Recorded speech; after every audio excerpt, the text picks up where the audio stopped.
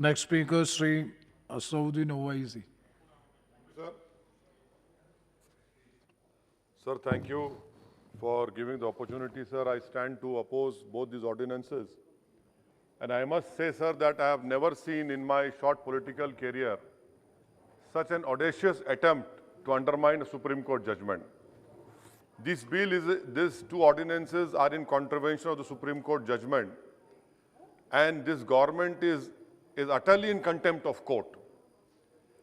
That is para 23 of the Common Cause judgment, which has been mentioned by you and other honorable members.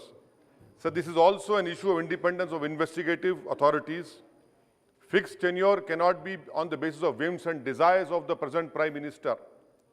And if the extension can only be given if the behavior is good. Now this ordinance creates an inbuilt mechanism of control in it so that both the directors must subordinate themselves to the present government. Thirdly, sir, the CBI was called a cage parrot by the Honorable Court in observation. But this ordinance wants to take away even the vocal cord of the CBI. This will take away the vocal cord. The extension of tenure will be given as a bakshish. That is what this ordinance wants to do. And in a constitutional democracy, sir, posts cannot be treated as a patronage. You are creating a system where you will encourage patronage. In 2013, the then CM, Mr. Modi, had called CBI a Congress Bureau of Investigation. Can the government say what reforms you have brought in CBI? Sir, instead of reforms, you have brought an ordinance to increase the dependence, to increase the CBI and ED dependence on the government. And how many cases were filed by CBI against their own officials, sir? Corruption charges against them in 10 years. 60 cases were filed against 7 RPS officers who were deputed. Only 4 of its officials were convicted in 60 cases, sir. Out of these 10 years, 7 years are of this government. This clearly shows what steps you have taken. If investigation is done on the basis of the political masters, then the independence goes away. Sir, you know for a fact that every constitutional power is coupled with a duty. Now, that is the accepted principle of administrative and constitutional law. But the reality is, the power to investigate has become to harass, a power to harass. The duty to victims has been replaced with the duty to please their political bosses. And I can give an example, sir. The CBI was investigating the criminal case of demolition of Babri Masjid. The court exonerated all the accused. Why didn't you file an appeal? You didn't file an appeal because the CBI officers owe their existence to their ideological political masters. But you will file an appeal against Raja. Why? Because he's a Dalit. I'll give another example, sir.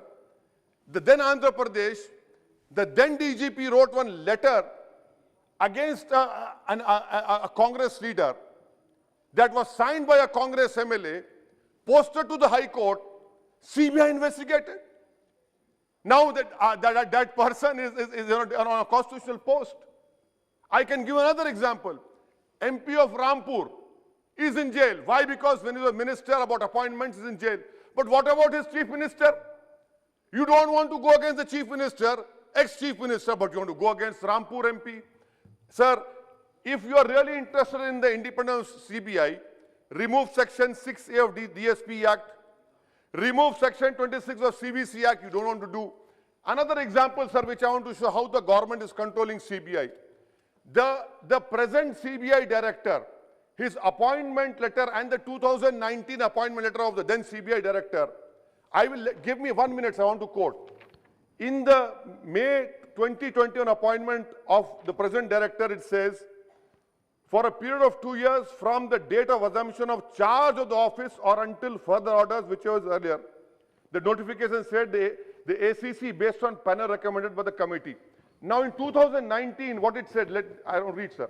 The appointments committee of the cabinet has based on the panel recommended by the committee, constituted as per section 4A of the DSP Act, approved the appointment of so-and-so as director CBI for a period of 2 years from the date of assumption of change of charge of office.